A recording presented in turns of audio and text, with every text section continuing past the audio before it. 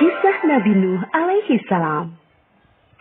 Setelah Nabi Idris alaihi salam wafat, sedikit demi sedikit iman masyarakat mulai menipis.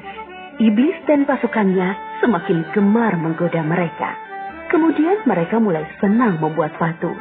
Mereka membuat patung untuk menghormati para pahlawan, leluhur, tokoh-tokoh yang sudah mati. Patung-patung itu diberi nama sesuai nama para tokoh itu. Dari sekedar penghormatan, lama-kelamaan mereka mulai menyembah patung-patung itu. Mereka percaya bahwa patung-patung itu mempunyai kehebatan dan kekuatan yang bisa melindungi dan menentukan nasib mereka. Di antara patung-patung yang disembah itu, ada 5 yang paling mereka agungkan, yaitu Wa'ad, Suwa, Yahud, Yauk, dan Nasr. Inilah asal mulanya manusia menyembah patung dan berhala. Tentu saja, ini semua hasil pekerjaan iblis dan pasukannya yang berusaha sekuat tenaga menyesatkan manusia agar tidak menyembah Allah dan masuk neraka bersama mereka.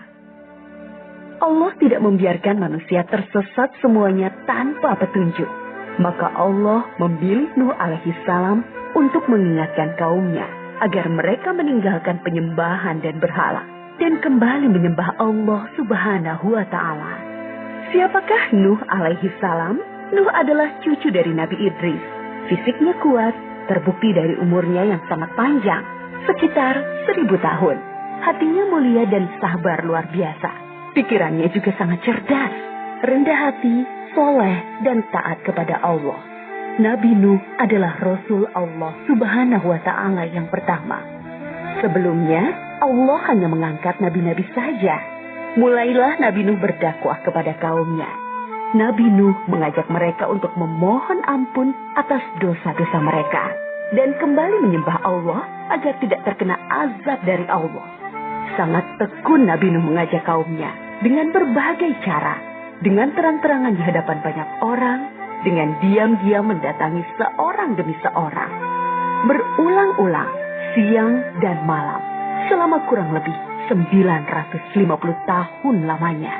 Tetapi sedikit sekali yang mengikuti seruan Nabi Nuh. Kebanyakan dari pengikutnya ini adalah orang miskin dan pekerja kasar. Jumlahnya sekitar 80 orang. Yakni sebagian besar kaumnya tidak mau mengikuti ajaran Nabi Nuh. Mereka bersikap angkuh dan sombong dengan menutup rapat-rapat telinga mereka jika Nabi Nuh mulai berbicara untuk mendakwahi mereka. Bahkan mereka menantang Nabi Nuh agar mendatangkan azab yang diancamkan oleh Allah Subhanahu wa Ta'ala.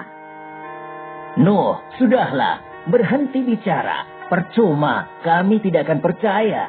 Sekarang begini saja, datangkan azab itu pada kami jika kau memang benar. Kami yakin tidak akan ada azab yang menimpa kami karena kelakuan kami. Kau hanya berdusta. Nabi Nuh mengadu kepada Allah tentang pembangkangan kaumnya yang terlaluan. Allah berfirman bahwa memang pengikut Nabi Nuh tidak akan bertambah. Hanya 80 orang itu saja. Selebihnya mereka semua tidak akan beriman karena mereka sudah sangat sesat. Setelah jelas ketetapan Allah bahwa orang-orang itu tidak akan beriman, maka Nabi Nuh memohon kepada Allah. Tuhanku, musnahkanlah seluruh orang durhaka itu dari muka bumi. Mereka hanya membuat kerusakan dan melahirkan anak-anak yang durhaka. Kemudian Allah memerintahkan Nabi Nuh untuk membuat kapal yang besar. Pada masa itu ilmu perkapalan belum berkembang dengan baik. Allah mengajarkan ilmu itu kepada Nabi Nuh. Maka Nabi Nuh bersama pengikutnya membuat kapal besar terbuat dari kayu. Kayu itu didapati dari pohon-pohon di hutan di sekitar mereka. Ejekan kaum Nabi Nuh semakin menjadi-jadi. Melihat pembuatan kapal itu terasa aneh bagi mereka. Apalagi mereka tinggal jauh dari laut. Lihatlah. Terbukti bahwa Nuh gila. Apa itu? Bikin kapal ya? Untuk berlayar di hutan. Nabi Nuh dan pengikutnya bersabar dan tetap tekun menyelesaikan kapal itu. Akhirnya kapal besar itu selesai. Inilah kapal besar pertama yang dibuat oleh manusia. Kemudian Allah memerintahkan untuk mengumpulkan binatang-binatang, sepasang-sepasang, jantan dan betina. Semua diangkut ke dalam kapal bersama orang-orang beriman. Semua keluarga Nabi Nuh, termasuk yang diangkut ke dalam kapal, kecuali istri dan salah satu anaknya, Kan'an. Mereka tidak mau masuk ke dalam kapal. Mereka tidak beriman dan termasuk orang durhaka. Sementara itu, langit menjadi gelap. Angin bertiup kencang, petir menggelegar. Hujan turun sangat lebat. Dari dalam tanah memancar air yang semakin deras. Juga dari dalam rumah-rumah penduduk, dari dapur-dapur mereka. Dengan cepat, air membanjiri bumi. Makin lama makin tinggi, menenggelamkan rumah, pohon-pohon, dan tentu saja orang-orang di luar kapal Nabi Nuh. Ketika Nabi Nuh melihat sekelilingnya dari atas, tampak putranya, Kan'an, sedang menyelamatkan diri dari banjir. Karena kasih sayangnya kepada anaknya, Nabi Nuh berseru, Anakku sayang, masuklah ke dalam kapal ini. Tidak ada yang bisa selamat dari azab ini, kecuali yang berada di dalam kapal. Tidak, ayah. Aku akan memanjat bukit yang tinggi. Pasti aku akan selamat. Tiba-tiba datang gelombang besar, dan Kan'an tidak terlihat lagi. Dia termasuk yang dibinasakan. Nabi Nuh sangat sedih, tetapi beliau menerima keputusan Allah. Di dalam kapal, Nabi Nuh bertasbih, memohon ampun dan berdoa tidak henti-hentinya bersama orang-orang beriman. Setelah beberapa hari, Allah memerintahkan bumi untuk menelan banjir itu.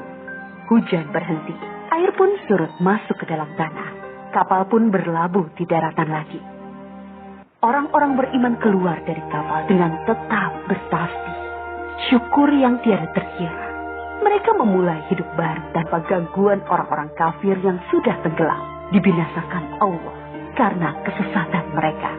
Kisah Nabi Nuh memberikan kita pelajaran bahwa durhaka kepada Allah dan tidak patuh kepada Rasul utusannya membuat manusia ditimpa azab di dunia ini maupun di akhirat.